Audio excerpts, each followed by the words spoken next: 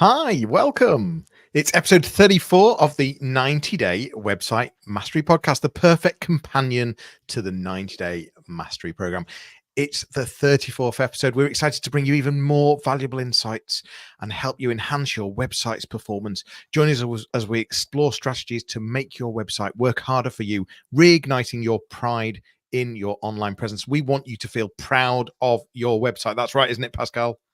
We do indeed. And can I just say thank you very much for people who reacted, to my LinkedIn post earlier in the week when we announced that we're going to go live today, because it's been one of those tough weeks. Tough but enjoyable. Lots of workshops, conference speaking, consultancy on the wonders of AI, blogging, and of course websites. So it's just lovely to kind of end the week in your company and in the company of our viewers and listeners, as we're going to go through our 4 segments to find ways, simple ways but very powerful ways, to make sure your website does more for your business, for you, as you heard a moment ago from Jonny, for you to feel proud of your website again. Yeah, and we really appreciate you joining us and listening and giving us feedback. It keeps us going, and we enjoy this space. It's really important for us and for you, because we want you to feel proud of your website. So we've got 4 segments. As always, it's the You Ask, We Answer. We've got website stories. We have the website engine room, where we'll share an app or a piece of kit that's going to help you as a website manager or website content creator make your life easier. And of course, we always finish with the website call to action. How can a piece of content not have a call to action at the end? Well, we make sure it always does. So let's get started and start with You Ask, We Answer.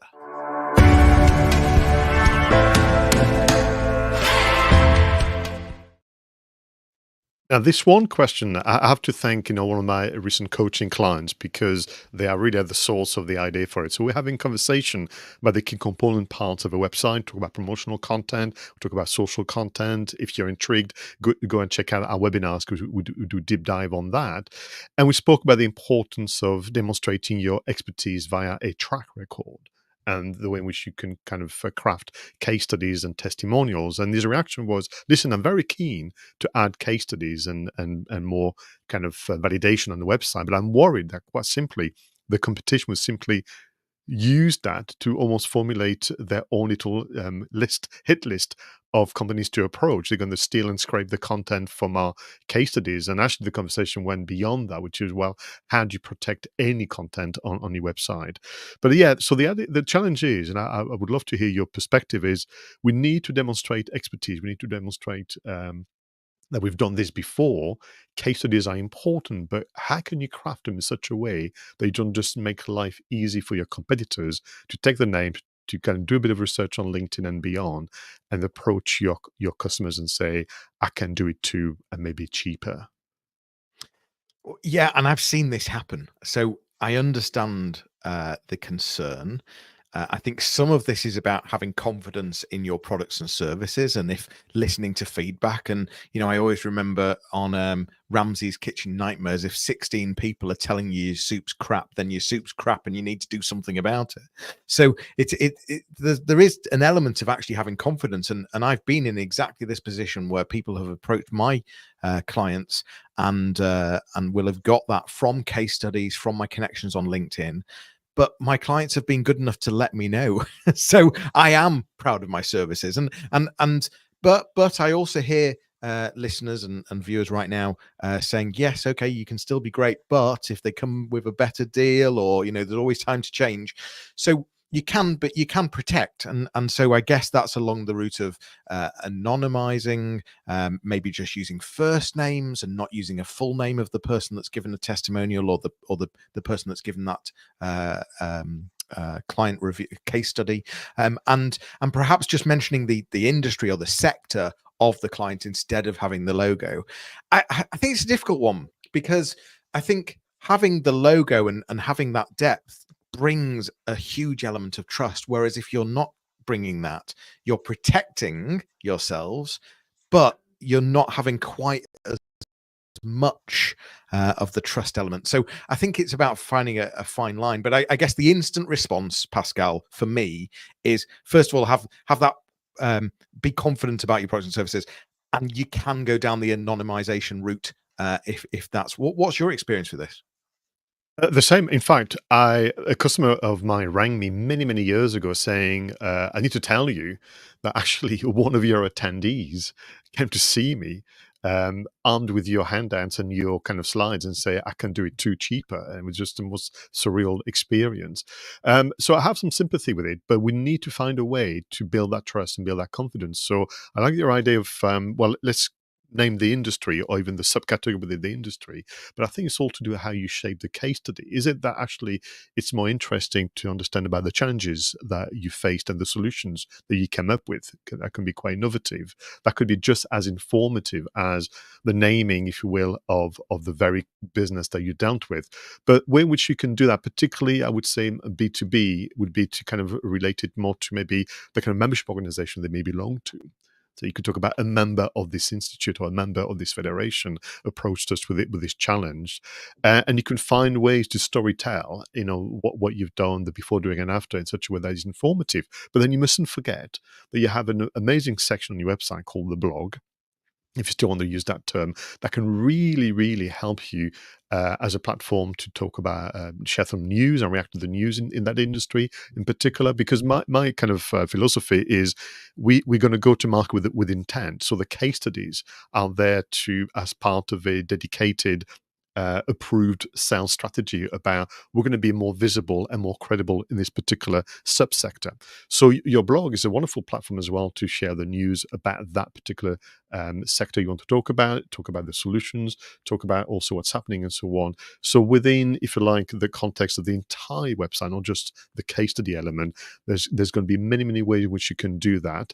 And then my position that would be to almost kind of put the competition off is to then have a joint announcement or a joint press release. So you and your customers are telling the story of what has happened in such a way that the established relationship is seen to be so strong that would be quite a turn off for your competitors as well.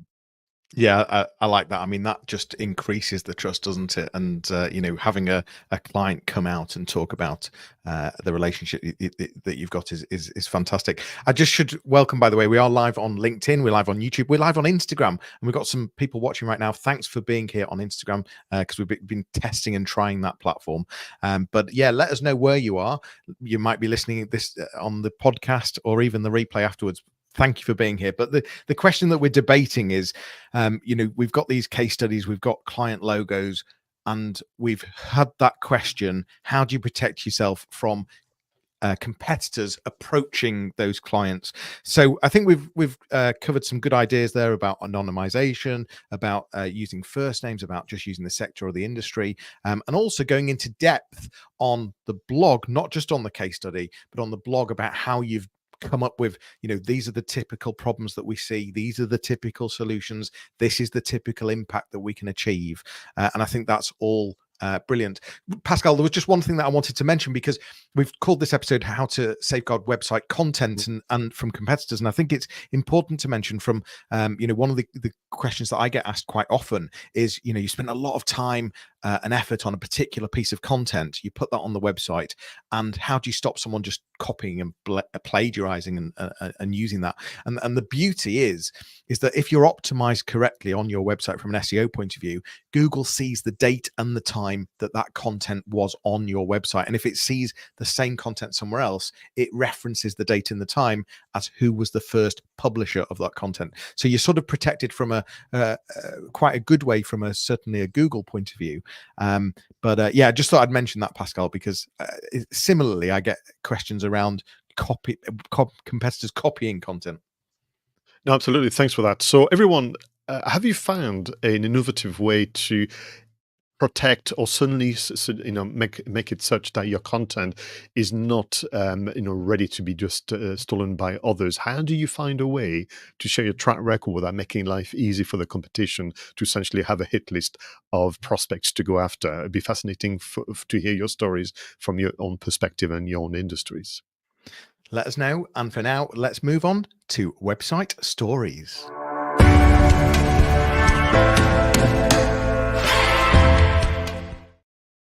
Now, in each episode of the Website Mastery podcast, we choose an article, a podcast, an infographic, something that can help us reflect on what it means to run a website in today's economy. And we've chosen a video, short one, but it's a very good one from the channel called Tube Buddy. One of their journalist video creator attended the annual YouTube conference and was reporting on an announcement that I think is going to be very, very interesting for us to reflect and react to.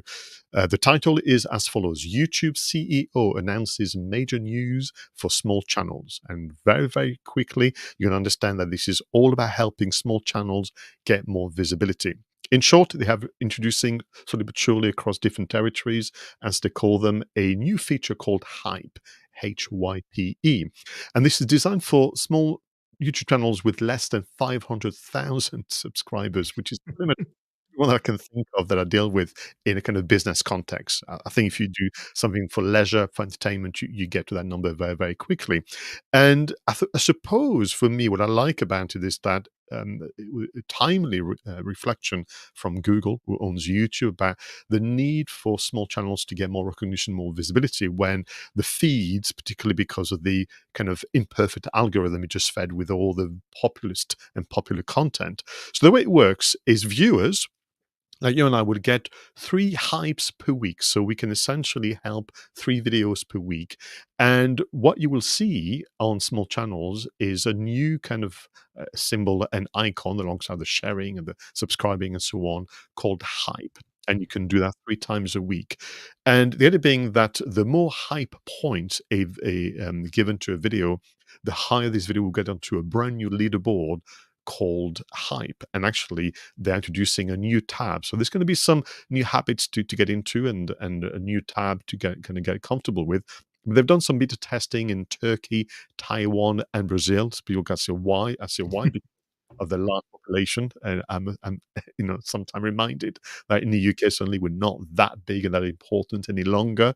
Just quite humbling. But it being that, a solution to a problem created by YouTube itself as a platform, but also because of actually of the imperfect algorithm. So hype, a new way to support small YouTube channels. But then the conversation and the reaction I want to invite from you, Jonny, is can we hope that this kind of desire to help smaller businesses and smaller content creators will translate also across maybe search, maybe across Google Maps and more. So I like it. I like it a lot, of course, but I'm hoping that it's a change that we may see even on social media platforms like YouTube and LinkedIn and more.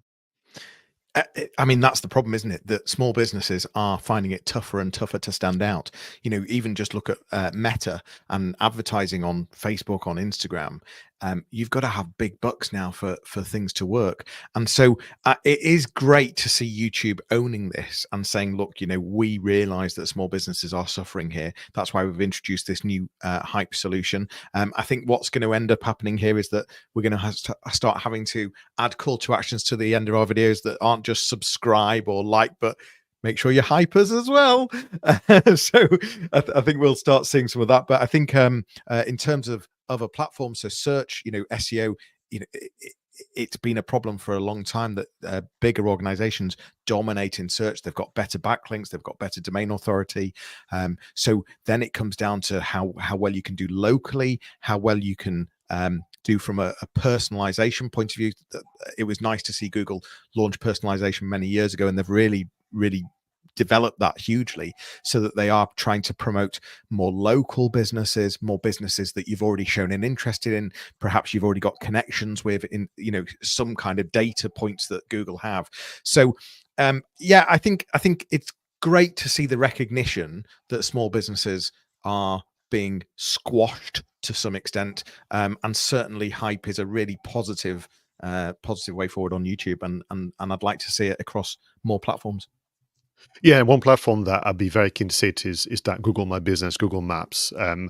Many years ago, during a Google conference, they had suggested that Google Maps could become almost like a social network, where a group of people could get together and favor and kind of promote their favorite places and favorite services and so on. And that never really came to fruition. So we shall see. But watch this space, So YouTube was the first one out with a solution of sort. We'll see whether people want to do the hyping.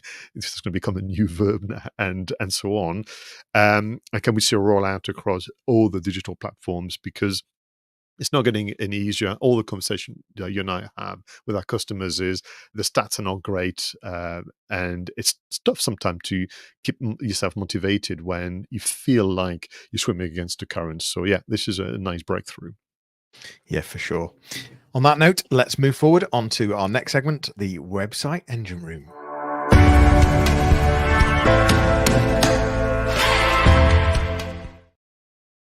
Now, in this segment of the show, Johnny and I love to introduce a new app, maybe a new solution, maybe a new piece of kit that can make life easier as a website manager and content creator. So, Johnny, what is your selection for the website engine room?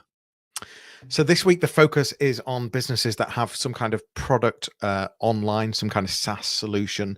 Maybe you've got some kind of portal or some kind of something that is an online solution, and how to demonstrate that, but also how to apply some training to that area as well. So the app is called storylane.io. It helps companies build and share interactive product demos with their prospects in under 10 minutes. It allows you to share your story visually to engage your audience and boost conversions. It's a great way to be able to produce a far higher quality screen share that's very polished, that's got, you know, the right type of pop-ups and arrows, and allow you to really demonstrate a product, an online product, really easily. So yeah, it was a great little find that I had with a client not so long ago, and just wanted to recommend it. So it's storylane.io. I was just double checking. Yeah, it's storylane.io. So that would be mine for this episode. Timing is perfect because I've got a meeting next week, and this I'm going to introduce that as part of our discourse because it is tough sometimes. Because what we do, whether it's a website itself or the website content, is we try and invite somebody to imagine a near future where things are different, and that with us things are going to go well, and sometimes all we see are just claims after claims after claims that things are going to go well. And people need to be more than that, and I think visual storytelling is very, very important. Now, there's one thing that you and I've discussed many a time, which is that if only we would know and could hear and see what it's like for visitors to go on our websites, that kind of insight into behavior, into also what they seem to have understood about us or what they seem to remember about us is so vastly important.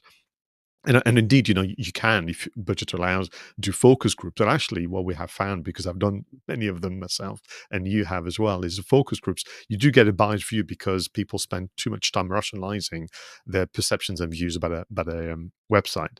Now, there is an online tool that's just been released by Google called Notebook LM, and LM standing for language model. And Notebook LM first was invented, if you will, to help you summarize a number of documents about a specific subject. And what you could do with your AI-powered assistant is query those documents, get an understanding of what it is, and you get some summaries, and you can upload Google documentations, you can upload links to a number of things. But the way in which I've been using it more recently, Notebook LM by Google, it's actually simply copy and paste the URL of your website or URL of a particular part of your website, and simply wait for AI to summarize what they have understood based on the content present there. And it's very, very telling because the summary sometimes is actually very powerful and can be used almost as is for an about us section and more. But sometimes you kind of go, oh, that's not really what I had in mind when I created this content, or that's not what I had in mind in terms of this website. I want people to remember or understand more of this and less of the other. So if you have some imbalance, that can be very helpful. So this AI platform literally will visit, inverted commas, the website and report back to you what it seemed to have understood about your offer, about your kind of values and that kind of things. That's number one. So you get a good written summary. But the other thing that is very, very powerful is you get an audio summary. And this is the one that people can see Johnny smiling because he's done the test already. If you watch the video format, the audio summary is a mini podcast between two people. Now, I grant you, these are bots talking to each other, but the voices, the intonations, and the interaction is so human-like that it's a pleasure to listen to, but also it gives you, again, an appreciation of what if two customers, two prospects met at a local pub, local cafe, and discussed what they understood of your website content.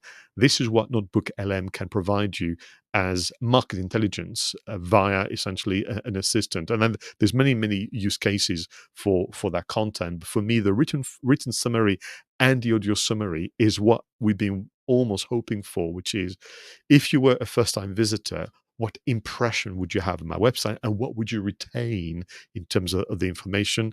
And then based on that intelligence, can you go in and adjust that content accordingly? Yeah, it's quite a wow platform that you introduced me to. I had a little play the other day, and I am very excited to see where this is going to go. But I love the use case that you just painted, which is, let's just paste our website URL, see what the language model says about it, and it gives you some really interesting insight from a, as you said, you can read about it or you can listen to it, where it's as if two people have got together and start talking about you. And we're talking about we're talking about this within seconds as well, aren't we? It only takes a minute or two for it to literally compile that audio and play it back to you. So yeah, interesting to see where that platform goes. Absolutely. I like it a lot. Thanks, Pascal. So that was our website engine room, where we shared a couple of apps that's going to help you as a website content creator, website manager, start feeling proud of your website. But also, ultimately, this is about sales, isn't it? It's about selling more. It's about engaging more, whether that be current clients or previous clients. Let's move on to our final segment of this episode, the website call to action.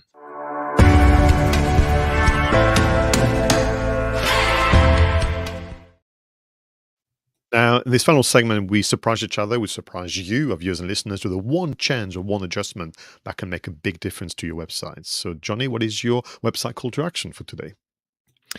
So I'm going to talk about voice search optimization. Now, I've talked about this before, but not on this podcast.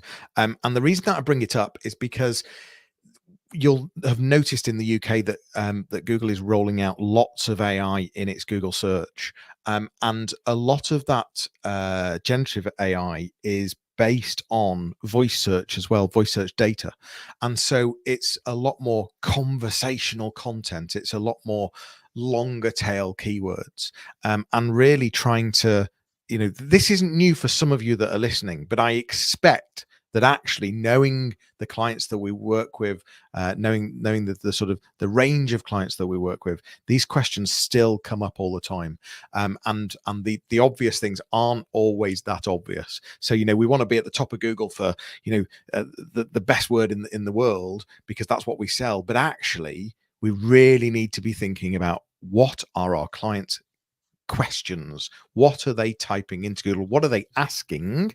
And more importantly, what are the younger generations using, for example, on voice search, for example, on other platforms, not just Google? They're using search on TikTok. And so it's how you're using that conversational language within your content and focusing on those sort of longer tail keywords. So my advice for you for this week, the call to action, is to really stand back about what it is you're trying to sell, what it is you're trying to, what the products and services are, and really home in on what might your clients be asking if they were looking for solutions that you offer.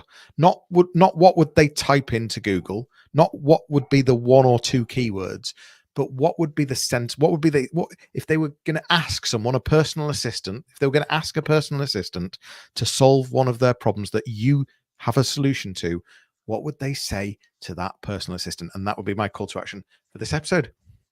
Ah, this is so good. And that relates back to what we discussed, with the previous segment as well, because this is where AI can help you stimulate your imagination about, remembering actually those moments where you had the interaction yourself. So, that's very important to go back to real life conversations. But also, what is lovely about some of the AI platforms I've mentioned on the show, that could be from ChatGPT to Perplexity and now Notebook LM, is that they make suggestions about those questions as well. You could also go onto Google and look at the box that says people also asked and that kind of things. So it's really important to have that. And we learned again, because we don't talk to each other, we prepare separately for the show, but I've got something very similar, which is this idea of a targeted product or services FAQ. So back to questions people ask. And this one is important because I have noticed, I don't have any hard data to back it up, but I have noticed that search engine, particularly the AI summaries that they seem to be crafting as part of the top level bit where you see, seems to like a lot FAQ content from website. There seems to be a trend going towards that. So let's ride that wave as long as it may last. So my recommendation would be to make a list of your sales objectives, and be clear about the product and services that you want to sell more of in this next quarter or 6 months of the year. And then what I would do is use your AI assistant to give you some ideas about the likely questions, the likely objections, really important, the likely objections that they might have, the likely doubts and concerns. And what I would do is even do that across a range of personas. So maybe if you don't have them, start with the personas and then use them to interrogate your AI assistant platform for ideas for the likely objections, the likely questions, the likely doubts and concerns, but also aspirations and wishes. You need to kind of go deep diving into that. And then you'll have a lot to go after. You don't have to use all of it, but that is where you need to then repurpose those AI kind of suggestions and content into the ultimate FAQ for a particular service or a particular product. That's going to make your website shine in terms of content and usefulness, but also this idea of being the extension of your customer care ethos. But also, since ultimately, even though they are produced by AI, they are AI summaries, forgive me, they still need content from the interweb, as I call it with affection, and that comes from your website. So to have the kind of the ultimate service FAQ on your website is going to give you many, many wins moving forward. Fantastic. What a jam-packed episode. As always, this was episode 34. We've talked about how to safeguard website content from competitors. Listen, don't be shy of sharing case studies and even clients' names and logos. But if you really do have concern, you can anonymize. That's what we've talked about. So, don't be shy of that.